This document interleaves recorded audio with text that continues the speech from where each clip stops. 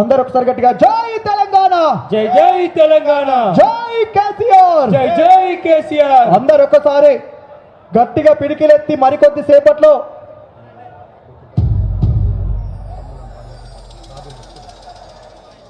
సేపట్లో రామన్న వేదిక వద్దకు రాబోతున్నాడు కాబట్టి దయచేసి వచ్చిన వాళ్ళందరూ వేదికకు రైట్ సైడ్ వచ్చి ఉండాల్సిందిగా కోరుకుంటూ అందరూ ఒకసారి గట్టిగా జై తెలంగాణ, జై జై తెలంగాణ. అరే ఏమి పాలన ఏ రేవంతుది, ఏమి నేని పాలన లెక్క ఉన్నది,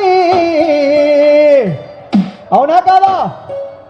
అరే బట్టే బాజీ పాలన మోపైనది, ఇక బట్టే బాజీ పాలన మోపైనది, రైతుల నుండ ముంచె కాంగ్రెసు పాలన, ఏమి పాలన ఏ రేవంతుది, ఏమి పాలన ఏ రేవంతుది, ఏమిలోని పాలన లెక్క ఉన్నది, ఏమి పాలన ఏ రేవంతుది, బట్టే బాజీ పాలన మోపైనది, అరే బట్టే బాజీ పాలన మోపైనది, రైతుల ముంచె కాంగ్రెసు పాలన వచ్చరా, బట్టే బాజీ పాలన మోపైనది.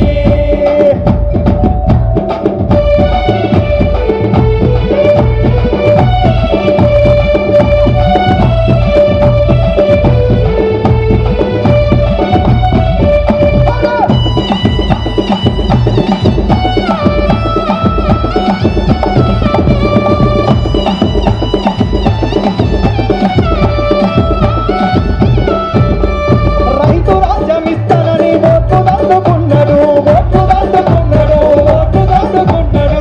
అర్థమవుతుందా?